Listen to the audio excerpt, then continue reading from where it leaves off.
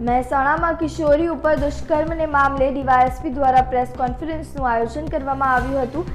16 વર્ષની કિશોરી ઉપર દુષ્કર્મનો મામલો સામે આવ્યો હતો, જેમાં 16 વર્ષીય કિશોરી ઉપર દુષ્કર્મ આચરવામાં આવ્યું હતું। આરોપીને પકડવા કોંગ્રેસ દ્વારા 24 કલાકનું અલ્ટિમેટમ આપવામાં આવ્યું હતું, ત્યારે વિજય રાવળ નામના શખ્સે આ દુષ્કર્મ આચર્યું હોવાનું સામે આવ્યું છે।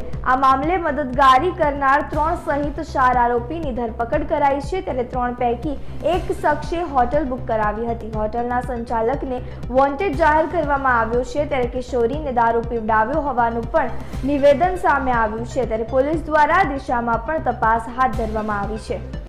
મહેસાણા તાલુકા પોલીસ સ્ટેશનની અંદર તારીખ 26/9ના રોજ એક 16 વર્ષની બાળકી સાથે દુષ્કર્મની ફરિયાદ દાખલ કરવામાં આવેલી હતી, જે અનુસંધાને પોલીસ કઈ જગ્યાએ જે દુષ્કર્મ થયું ત્યાંથી વિવિધ પુરાવા એકત્ર કરવાની કામગીરી, આરોપીઓની ઓળખ કરવાની કામગીરી, આ તમામ પ્રકારની કામગીરીની અંદર લાગેલી હતી।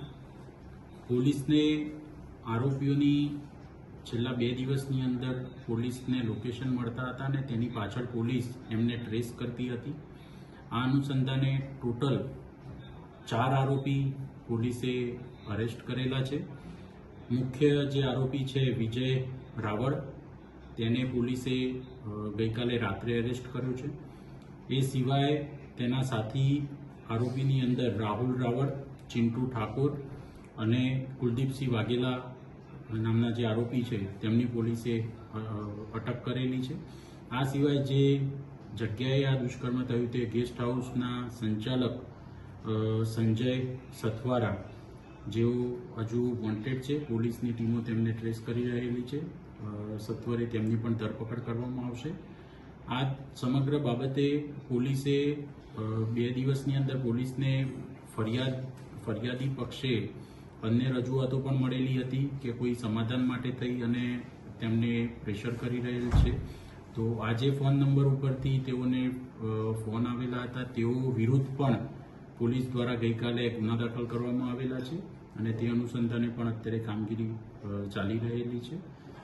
જે ભોગ બનનાર બાળકી છે તેનું કોર્ટની અંદર ગઈકાલે પોલીસે 164 જે જૂનું CRPC છે તે મુજબનું નિવેદન કોર્ટ રૂબરૂનું કરાવેલું છે અને બાકીના અત્યારે અન્ય એવિડન્સીસ કલેક્ટ કરી અને આરોપી વિરુદ્ધ આરોપીને ટ્રાયલ દરમિયાન કોઈ પણ રીતે આરોપી છૂટી ના શકે અને મજબૂત પુરાવાના આધારે કડકમાં કડક સજા થાય તે મુજબ અત્યારે ઇન્વેસ્ટિગેશન ચલાવી રહ્યા છે। સાહેબ, આ 3 જે અન્ય આરોપીને લેવામાં આવે છે તેમનો શું આમાં રોલ હતો? અત્યારે 4 આરોપી છે, જેમાં મુખ્ય એક જે આરોપી છે વિજય રાવળ, જેને આ દુષ્કર્મને અંજામ આપેલો છે। એ સિવાય અન્ય રાહુલ રાવળ છે, જે તેના માટે થઈ અને આ જગ્યા ગેસ્ટ હાઉસની અંદર બુક કરાવવાનું ને એનો રોલ ખુલેલો છે। તે સિવાય જે ચિંટુ ઠાકોર છે, તેણે જે આ આરોપી છે તેની સાથે રહી અને છોકરીને મારતા હતા અને જે અન્ય એક આરોપી આપણે અત્યારે એરેસ્ટ કરેલો છે કુલદીપસિંહ વાઘેલા, તેણે વિજયવતી ટેલિફોનની અંદર અંગ્રેજીની અંદર ચેટિંગ છોકરી સાથે કરેલું હોવાનું અત્યાર સુધી તપાસની અંદર હતા। આરોપી સર અગાઉ કોઈ બીજા ગુનામાં સંડોવાયેલા છે? આ પૈકી 2 આરોપી છે, જે વિજય રાવળ, તેના વિરુદ્ધ પ્રોહિબિશનના તાલુકાની અંદર ગુના દાખલ થયેલા છે ભૂતકાળમાં, તથા જે આ ચિંટુ ઠાકોર છે તેના વિરુદ્ધ ચોરીના ગુના દાખલ થયેલા છે। કેન્દ્રિત છે કે એક જ આરોપીએ